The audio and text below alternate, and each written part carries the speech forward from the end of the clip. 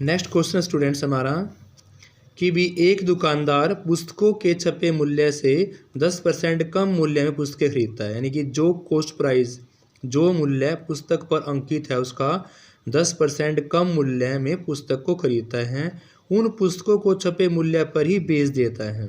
यानी कि खरीदता तो 10% कम मूल्य पर है और पुस्तकों को बेचता है जो उस पर लिखा हुआ उसी मूल्य पर, तो उसका लाभ परसेंट निकालना है।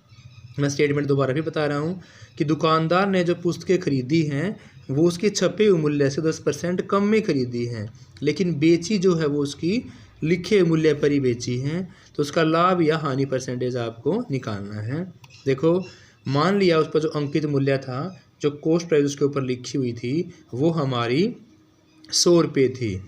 तो क्रय मूल्य कितना होगा? 10% कम मूल्य पर आकी है, तो 100 में 10 गया, कितना बचेगा आपके पास? 90 रुपये।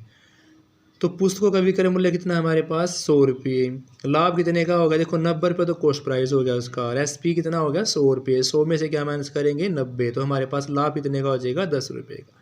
ठीक है स्टूडेंट्स, यानी अंकित मूल्य हमारे पास 100 रुपये था, 10% कम पर बेची, तो क्रय मूल्य कितना हो गया उसका? 90 रुपये, सॉरी खरीदी। और क्रय मूल्य कितना हमारा हो गया? 90, और विक्रय मूल्य हो गया हमारा 100 रुपये। अब देखो, लाभ तभी निकलेगा जब विक्रय मूल्य क्या होगा हमारा? ज़्यादा होगा।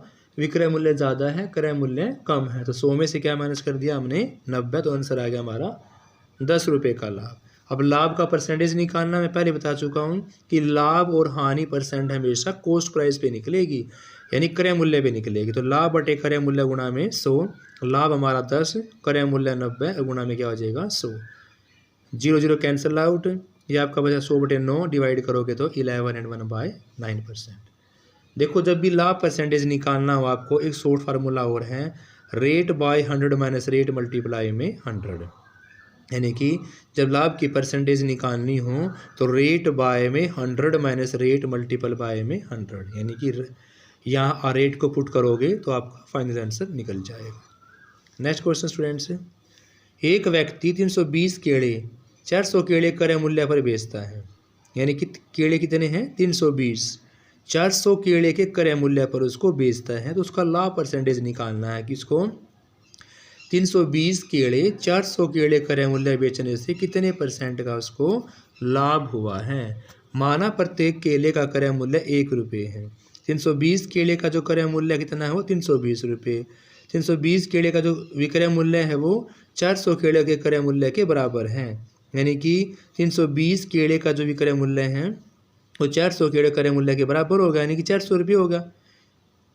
तो लाभ परसेंटेज निकालना है, कितने का लाभ हुआ? बाय में सीपी मल्टीप्लाई में 100, यानी कि लाभ परसेंट कैसे निकलेगा? लाभ बटे में सीपी गुणा में 100।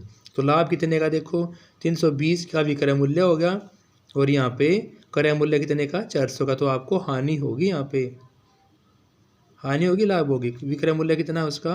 अच्छा, बराबर हो गया ना, 400 रुपये होगा। क्रय मूल्य 320 रुपये हो गया और विक्रय मूल्य 400 रुपये हो गया, तो 400 में से 320 का तो कितना हो गया हमारे पास? 80 रुपये का लाभ हो गया। 80 बटे में कॉस्ट प्राइस कितनी है उसकी? 320 गुणा में 100, डिवाइड करोगे आपके पास आंसर निकल जाएगा 25%।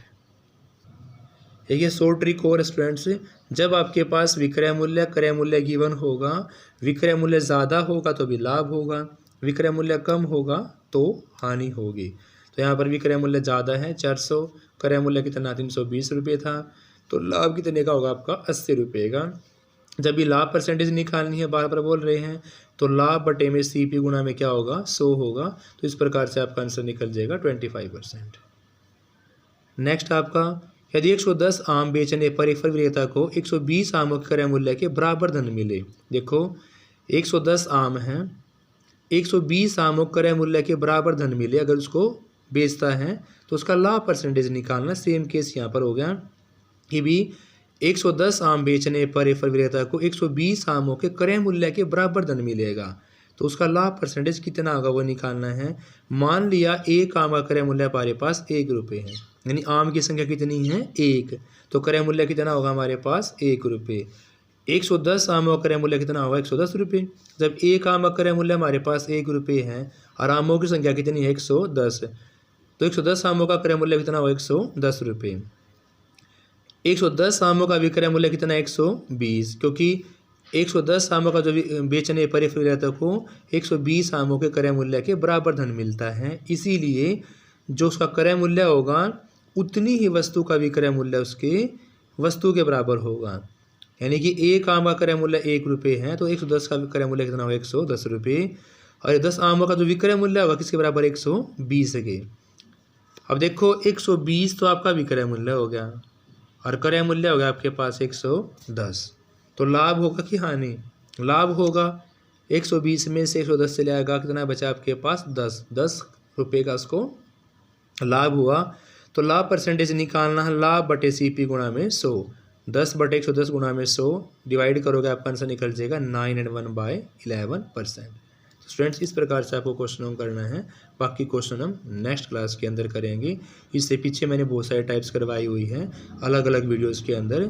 स्टूडेंट्स उन वीडियोस को भी देख सकते हैं। अलग अलग प्रकार की शॉर्ट ट्रिक उन क्वेश्चनों के अंदर मैंने करवाई हुई है।